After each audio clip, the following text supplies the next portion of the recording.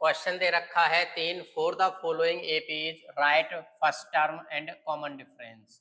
ये एपी है 3, 1, -1, -3 up to so on. तो इसमें आपको फर्स्ट टर्म और कॉमन डिफरेंस बताना है। आप इस सीरीज को A1, A2, A3, A4 up to so on इस तरीके से भी हम लिख सकते हैं। तो यहाँ आपकी जो फर्स्ट टर्म है वो क्या है 3। इसको A1 लिख दीजिए या A लिख दीजिए। तो आपकी फर्स्ट टर्म हुई 3। अब आपको कॉमन डिफरेंस निकालना है। कॉमन डिफरेंस के लिए हम बाद वाली टर्म में से पहले वाली टर्म माइनस करते हैं। आपको ये ऑलरेडी एपी दे रखी है तो हमें लगातार टर्म का डिफरेंस निकालने की जरूरत नहीं है, केवल सिंगल ही निकाल देंगे। तो डी बराबर हो जाएगा 1 - 3 विच इज इक्वल टू -2। बिल्कुल सिंपल है। इसके सेकंड पार्ट को देखते हैं।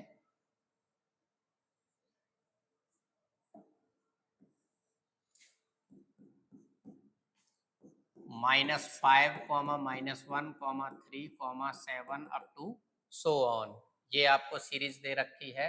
हेयर फर्स्ट टर्म ए क्या दे रखा है आपको -5। नेक्स्ट आपको कॉमन डिफरेंस निकालना है। कॉमन डिफरेंस को हम स्मॉल डी से रिप्रेजेंट करते हैं। वो क्या हो जाएगा -1 -5। तो -1 माइनस इंटू माइनस प्लस हो जाएगा 5 -1 क्या वैल्यू मिलेगी आपको 4। तो कॉमन डिफरेंस की वैल्यू क्या हो जाएगी आपकी 4 हो जाएगी। इसका नेक्स्ट पार्ट है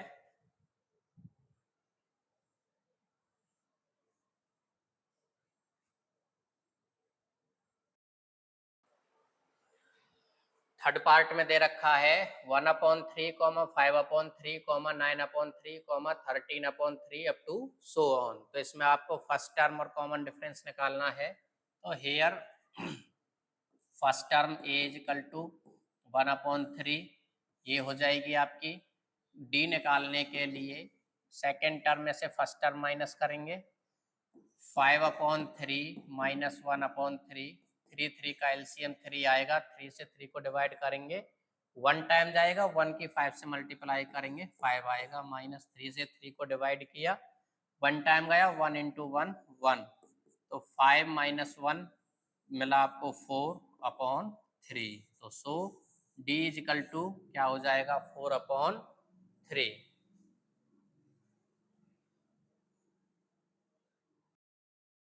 फोर्थ पार्ट है 0.6, 1.7, 2.8, 3.9 अप टू सो ऑन। इसमें भी आपको फर्स्ट टर्म और इस सीरीज का आपको कॉमन डिफरेंस बताना है।